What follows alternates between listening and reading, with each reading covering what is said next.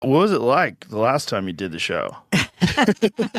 Well, they tried to kick it off Spotify. Yeah, it was a very small, noisy group of people, by the way. It wasn't the head people. Right. They tried to make it seem like there was this big movement to get it kicked off Spotify.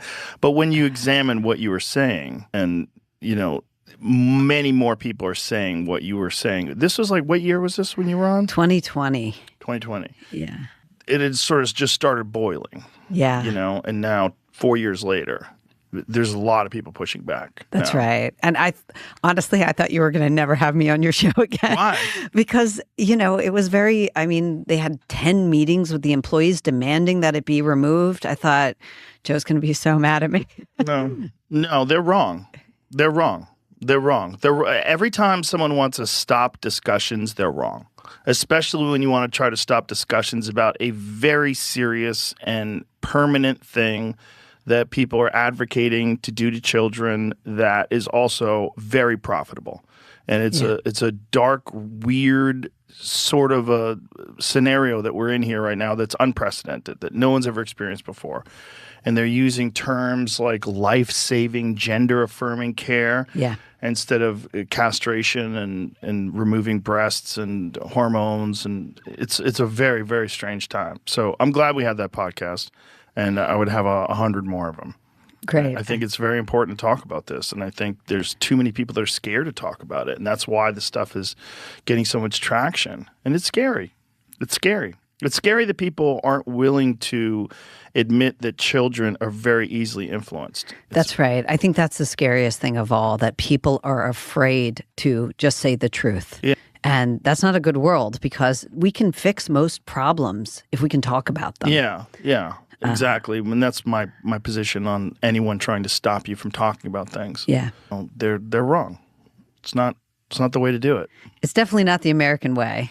And it's not the way we've ever solved problems in this country. And it's a bad thing when you can't be honest about things. And the reason why they want to try to do it is because they know that there's too many people that agree with it, and that these people have been silenced before. So they'd like to bully them into silence. They like to scare them into silence. They like to get them canceled. And before Elon purchased Twitter, you used to be able to do that much more effectively.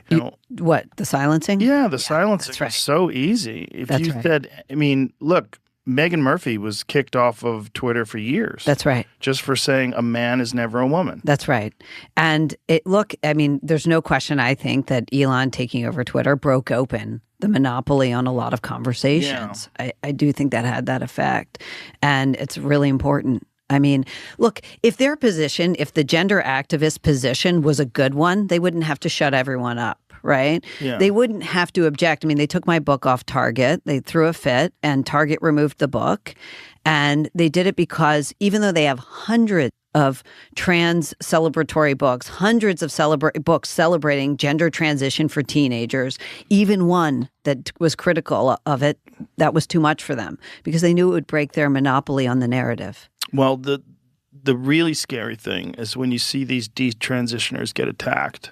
That's terrifying. That's terrifying, because that's just it's so cruel. The complete lack of compassion for someone that's done, as the title of your book, irreversible damage to their life forever.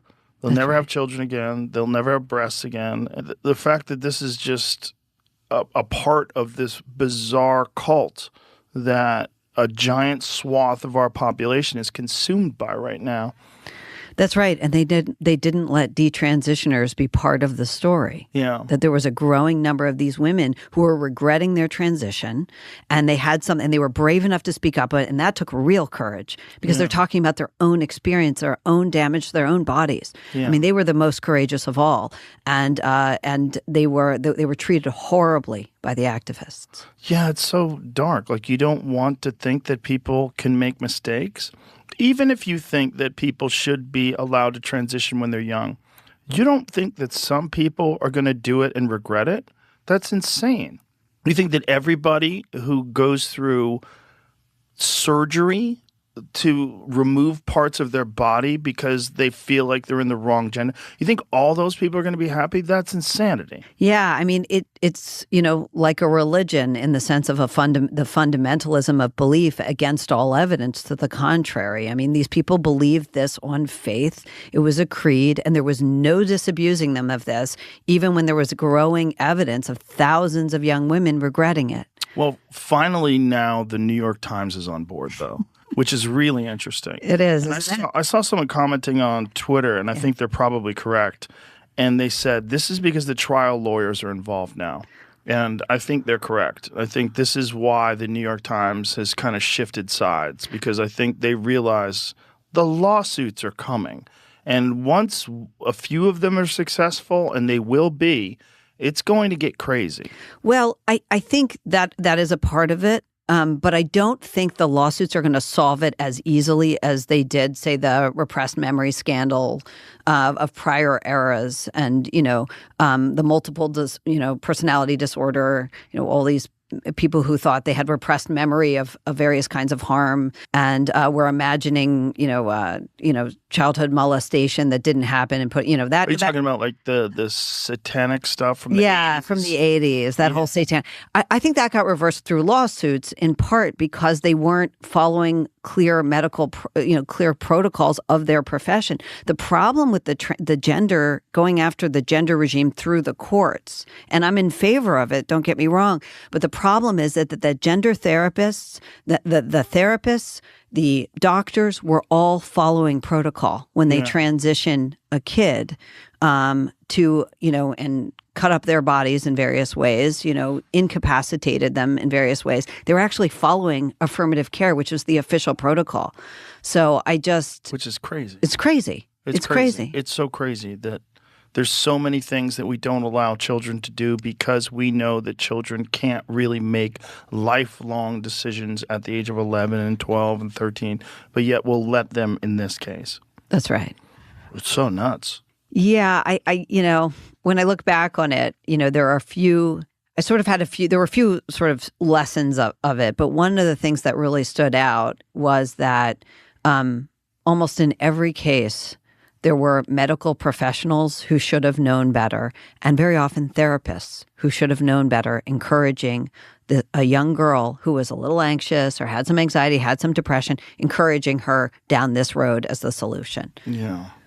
But it's also not recognizing what we know about what happens to people when they give them testosterone. So testosterone alleviates anxiety. Testosterone creates a feeling of euphoria. Right. It does a lot, especially when you give it to someone in doses that their body would never normally have. That's right. That's right. And so the girls would go on it and they would feel great, and they would become evangelists for testosterone. They would tell all their friends, you got to do this. I feel great. All my anxiety is gone. Of course, now they may have a permanent 5 o'clock shadow. Yeah. Change in their voice. Change in their voice. They detransition. That never goes away. Yeah. Yeah, it's very dark.